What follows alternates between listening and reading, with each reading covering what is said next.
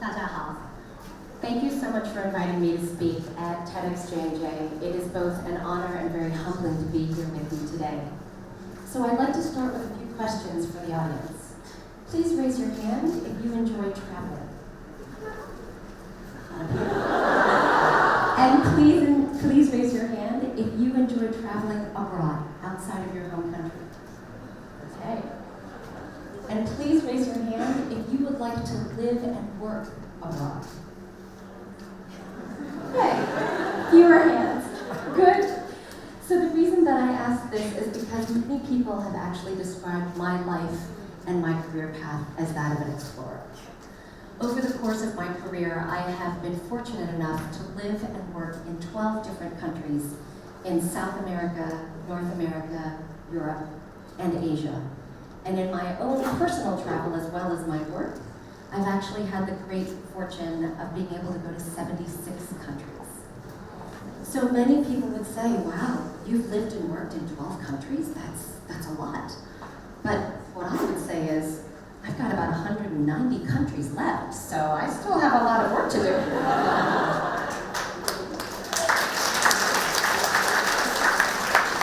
And I'm working on it with J&J's help.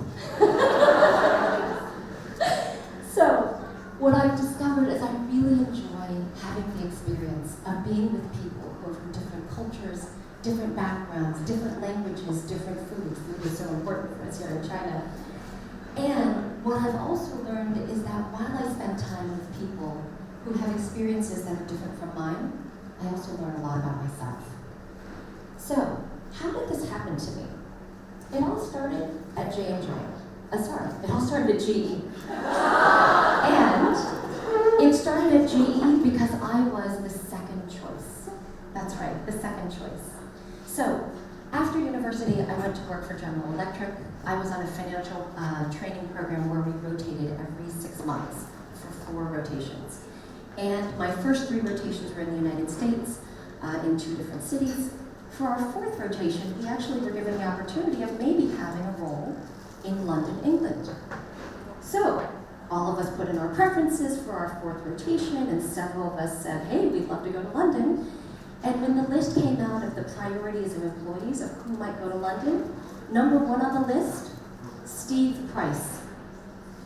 I'm not Steve Price. I was number 2 on the list.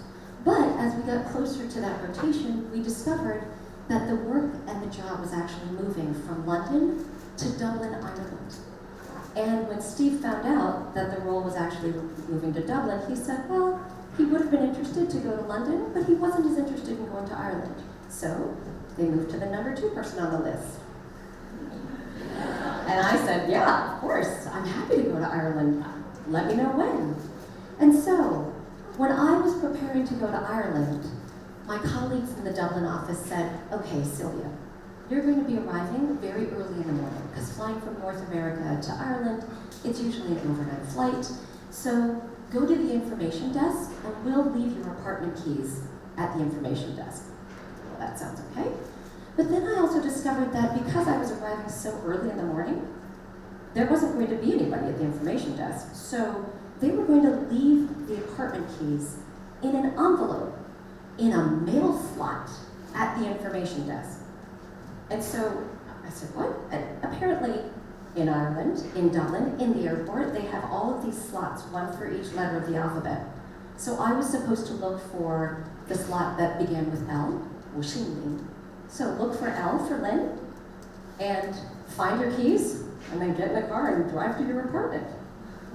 So I'm telling my friends and my family about this story, and I'm realizing that as I was only 23 years old, it was the first time that I was traveling abroad. And I was traveling by myself, and nobody was meeting me on the other side. And this was before smartphones. This was before Baidu Maps. This was before, it was really even kind of before mobile phones. So my friend said, look, I don't know if this is going to work. I mean, it sounds like an episode of Mission Impossible. You're going to find your keys in an envelope. So I flew over. I went to the information desk. There was no one there. There was a mail slot with an envelope with my name and my keys. I rented my car. I drove down the other side of the road, got into my apartment, no problem. And this was the beginning of my expatriate life. At the age of 23, I was given an amazing opportunity. And what I did after 6 months in Dublin, which was fantastic, I then joined GE's corporate audit staff. In this internal consulting and finance group, we moved every 4 months. And so what that means is, in 6 years total at General Electric, I got to work in 10 different businesses in 8 different countries. And it was an absolutely amazing set of experiences. So after GE, I actually decided, I think I want to change careers. Moving from finance to consulting, if you want to move into marketing, you really need to go back to school. So I went back to University of Pennsylvania to the Wharton School. And one of the reasons why I picked Wharton is because my class at Wharton was 40% non-US passport holders. That's a lot for a US-based university. But I'd already discovered that I loved being with people who had different cultures, different backgrounds, different histories, different languages than me, and I wanted to continue that experience as I was studying. And then after Wharton, I actually moved into fast-moving consumer goods marketing at Colgate. And while I was at Colgate-Palmolive, one of the reasons I joined Colgate-Palmolive was because of their management philosophy. At Colgate, if you want to become a senior manager, you need to live and work outside of your home country. And so whether your home country is China, or the United States, or Colombia, you need to be willing to live and work somewhere else, because Colgate wanted to build global leaders. Well, that was perfect for me and for my life goals. And so I started at Colgate in New York City in the United States. I then moved to China and lived in Guangzhou for 2 years. And then after that, moved to a global job, back to the US, short-term assignment in Brazil, and also worked in our Canadian as well as the UK offices. So Colgate was looking for people who were interested in global careers, and it was the perfect place for me. One other thing that I also got from Colgate was that added to my personal life. It was actually during my first year at Colgate, I was planning a vacation, and I was going to Morocco. I was talking to one of my colleagues, Faisal Tahiri Bernal, and he's from Morocco originally, so he was giving me some great travel tips. You know, he was very excited that one of his colleagues was going to his home country. And he told me during this conversation that he and his wife actually had a life goal. And that life goal was to go to one new country every year. And I said, Faisal, this is amazing. I love this idea. Can I borrow it? And Faisal, amazing gentleman, he said, Sylvia, this is my gift to you. So I took that gift very gratefully. And ever since then, if I get to go to a new country with work, excellent. But if not, I will go to a new country every single year. So after Colgate, I then came to Johnson & Johnson. 4.5 years ago, I relocated back to the United States and joined J&J's Consumer Global Beauty Group in marketing still. And then 18 months ago, I relocated here to Shanghai. So with all of this travel and all of this living and working around the world, what have I gotten out of it? Well, I've discovered that exploring is absolutely amazing. And some of these experiences I would love to share with you today. So first, when I was in Ireland, it was during the late 1990s, during something called the Celtic Tiger. The Celtic Tiger was a period of real rapid economic growth in Ireland. There was a lot of foreign investment in Ireland, and during that time, the atmosphere and the spirit of the people in Dublin was amazing. Everybody was optimistic. Everybody knew that Ireland was taking its place on the world economic stage, and it was a really energizing time to be living and working in Ireland. And then, on the corporate audit staff, I had another experience with a very interesting economic environment, but not one that was so positive. You might also recall that in the late 1990s, there was an Asian financial crisis that spread across much of Southeast Asia. Well, I was living and working in Bangkok at the time. We were working in financial services on an auto leasing business. And for that business, we ended up reporting our results back to the United States, GE's headquarters, on a regular basis. Well, in 4 months, the Thai currency, the baht, it devalued by 1/3. That would be the equivalent of the Chinese renminbi devaluing from its current value of 7 renminbi per dollar to 4.7 renminbi per dollar in 4 months. So it was a really difficult time to be living and working in Bangkok or in the rest of Southeast Asia. Moving on then to Colgate. One of the experiences that I had there was doing an assignment in Brazil, and we were looking at our commercial go-to-market strategies. So one of the things that the organization needed to understand was, how do we actually do business in the Amazon River Basin? So Colgate-Palmolive sent me to the Amazon River Basin so that I could figure out more about sales, indirect sales, the consumer insights in that region. I mean, come on, my company is sending me to the Amazon for work? It was fantastic.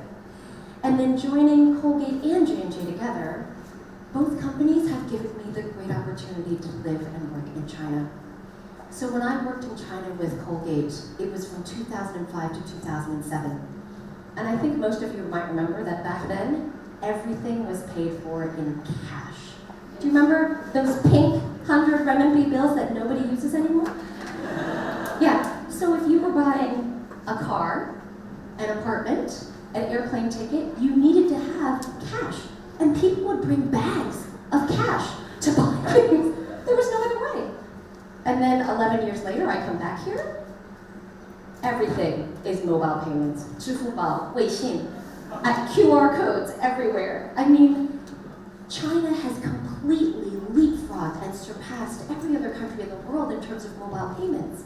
And the changes that happened in the Chinese economy in 10 years, this is the kind of change that developed markets would go through in maybe 2 or 3 generations. So the fact that these two companies, Colgate and J&J, gave me the opportunity to see this and to live in it firsthand, I'm just ever grateful. So some people have actually said, this is Sylvia. She has the most glamorous career or the most glamorous life I've ever seen. But I would actually challenge that, because exploring and living and working around the world is really challenging. It affects your personal life and your professional life. When you think about work, every time you move, even within the same company, it kind of feels like starting over again.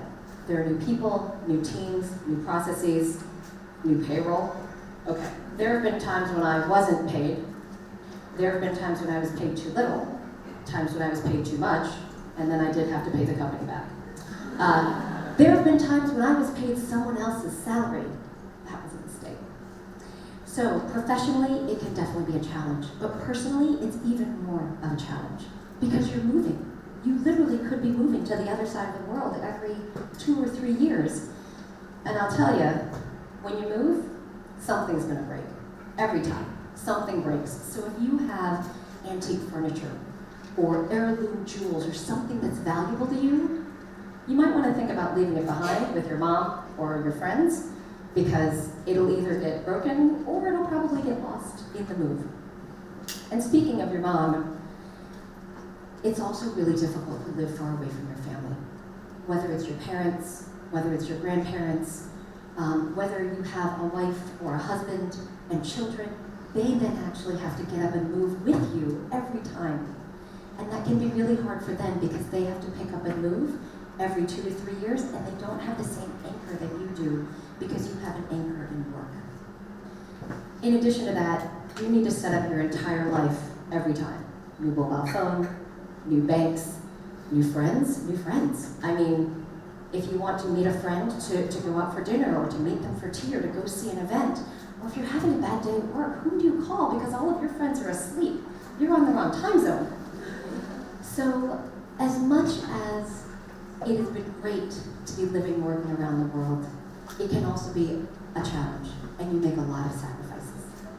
So in conclusion, what I will say is, my experience with exploring and living and working around the world has given me amazing rewards that I'm extremely grateful for. But it also comes with a lot of risk, a lot of frustration, and a lot of sacrifices. And so, back to the question from the beginning of this, I asked how many people might want to live and work in countries outside of their own country. So with this, perhaps some of my insights might make you think again, either positive or negative, And to tie it back to the theme of this TEDx event of what do you stand for? The question that I would leave you with is exploring. It's not for everyone, but is it for you? Thank you.